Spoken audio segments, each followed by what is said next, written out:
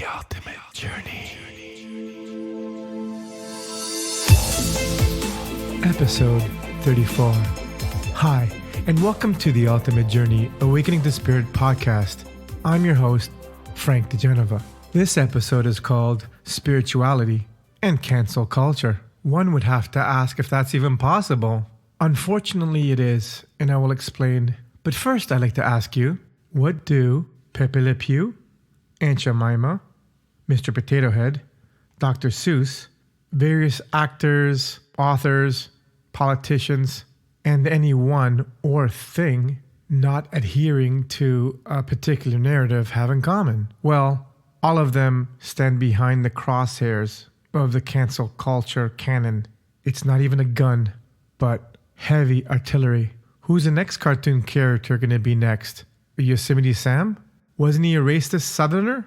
We can even use his guns that he's always shooting all the time against himself. No one is immune from this, even the highest of political leaders. Well, if Twitter or YouTube deems you canceled, then you're canceled. But who is doing the canceling and who has the authority to do this? Corporations?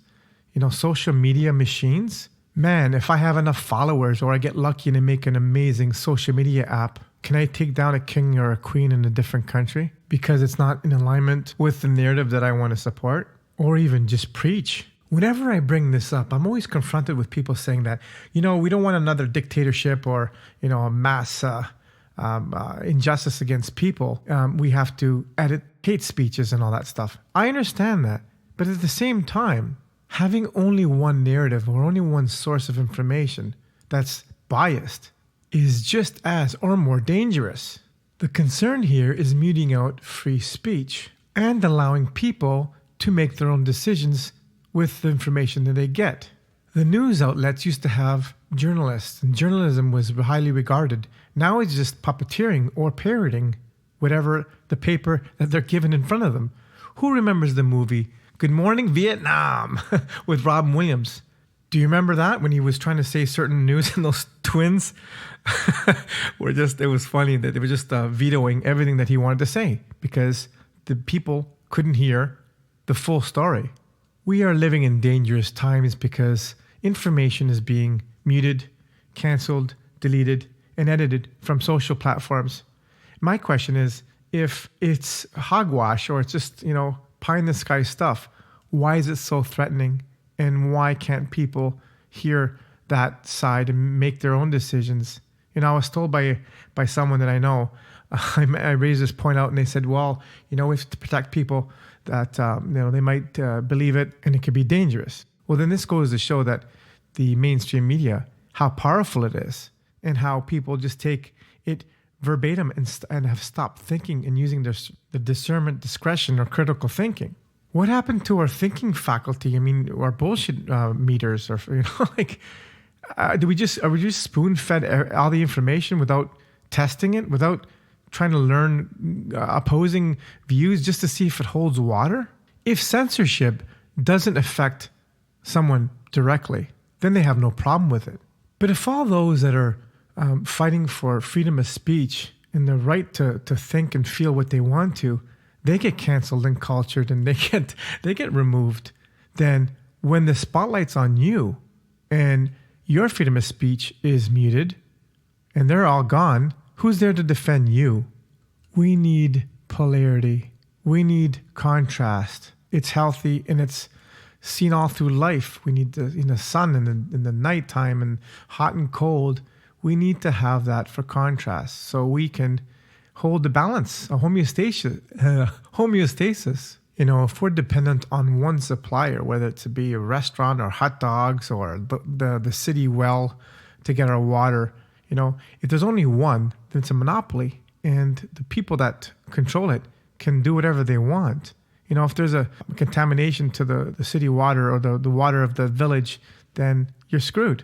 But if there's other water sources, you can source out fresher, cleaner water. Has discernment been bred out of us? Have we become that gullible? Intelligent people research and get as much information as they can before they accept something as being true. They're not afraid to look at both sides or to look in the dark to find out that the rolled up blanket is not the boogeyman. You can live in a climate where there's snakes everywhere. And, if you walk into a room and you see something on the ground that looks like a snake, and you think, oh my God, it's a snake. But when you turn the light on, you realize that it's just a rope there. So we need to shine light on on everything so we can see the clarity of it. And then we can make a decision. Now I'm regressing a lot. So I'll get to the point about spirituality and the cancel culture. But I just wanted to talk about this beforehand. Who knows about the 3 wise monkeys? They see no evil, they hear no evil, and speak no evil. One's got their hands over the eyes, the ears, and the mouth. This principle can be taken both ways, as with everything in duality. Don't focus on lying. Don't have any evil in your thoughts. Like, avoidance is one thing, but we were doing this with a lot of the information that we have. We don't want to see, we don't want to hear, and we don't want to speak our truth. And we are in denial. It's like, the little kids, they put their fingers in their ears and they go, la, la, la, la, I can't hear you. Or you bury your head in the sand, but then you have your rear end exposed. You're easier to be screwed if you bury your head in the sand and you have your arse up in the air.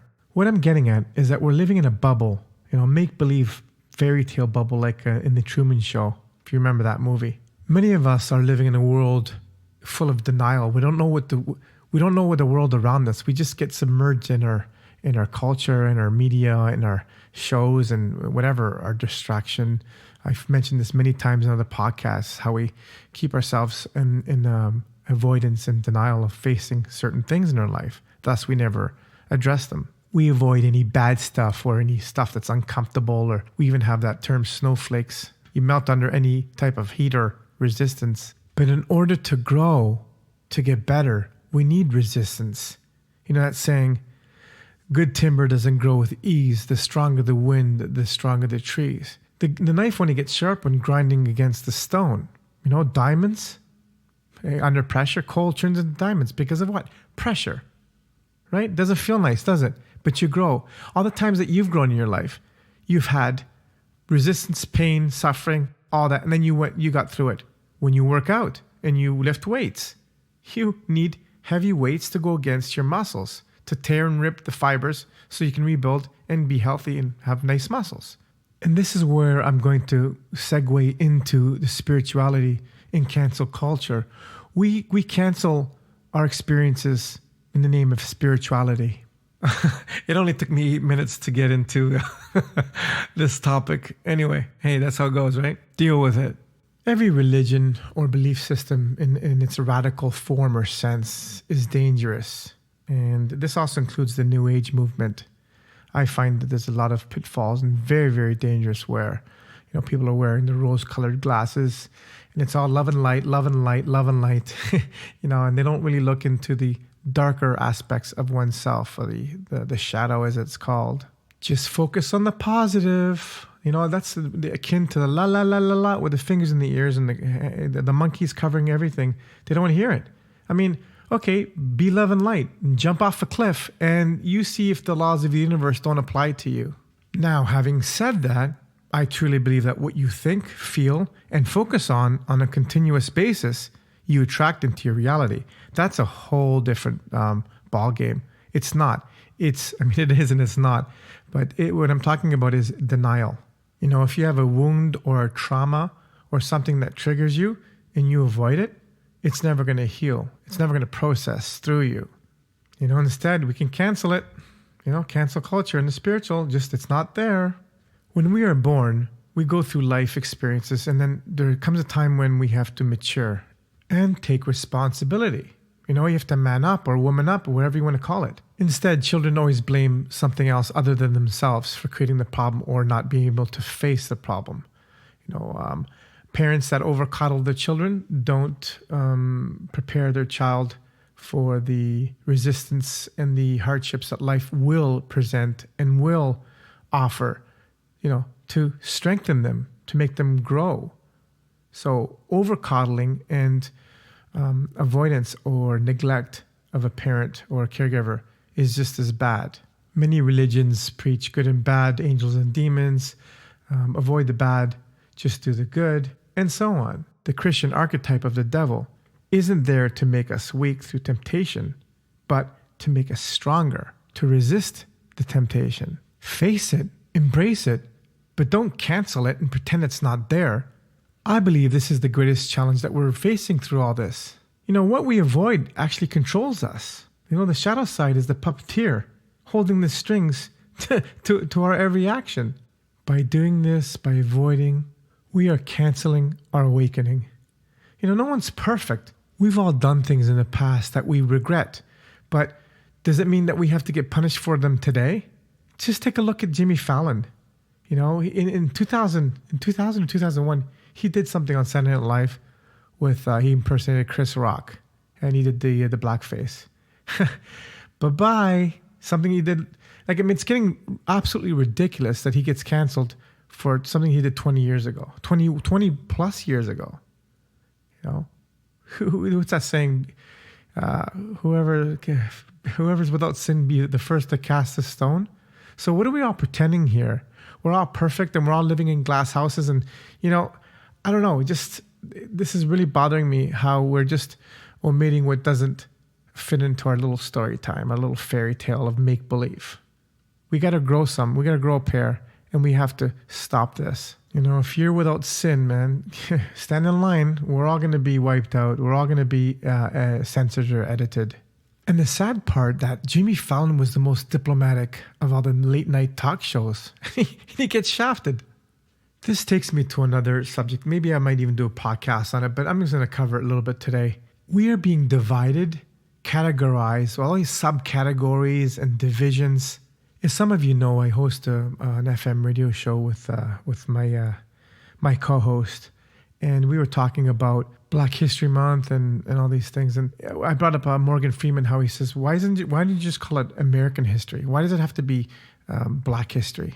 And then it's even February, the shortest month of all the year, and they choose it to be Black History Month. I mean, it's ridiculous.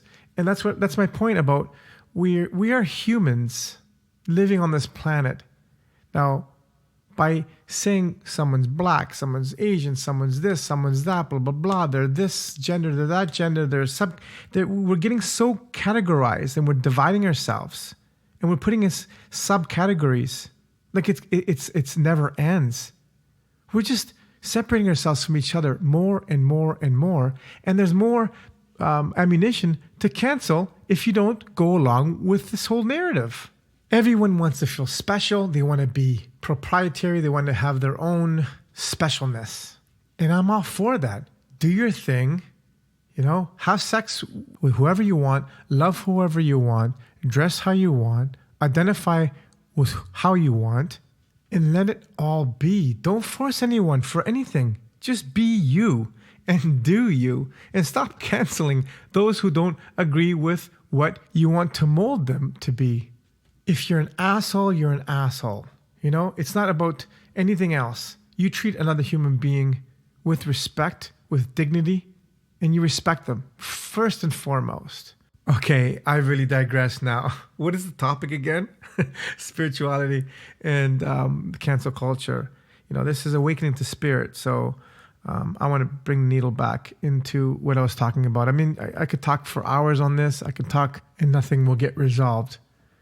My point is, no one should have any authority. No one has the authority to dictate or tell another living person what to do or control them. We all have our life to live. We are all free, and we should be able to express ourselves how we want to. And if you want to put the searchlights inward and start the awakening process, we have to look at everything. And we can't avoid or omit what we don't like because it's hurting our feelings. We have to look everything straight in the eye and be like the highly intelligent that take all sides, take all the information in, and use the discretion, use your critical thinking to come to a conclusion that makes sense. Not just nope. So I think I'm going to stop now because this is about 15 minutes and I feel like I'm talking and I'm saying the same things over and over again. So that's my cue to cancel my speaking. You see what I did there? Anyway, thank you for joining me on the Ultimate Journey Awakening to Spirit podcast. I'm your host, Frank DeGenova. Thank you for listening to the Ultimate Journey Awakening to Spirit podcast. Join me again next time for more spiritual talk. You can reach me at info@theultimatejourneyawakeningtospirit.com.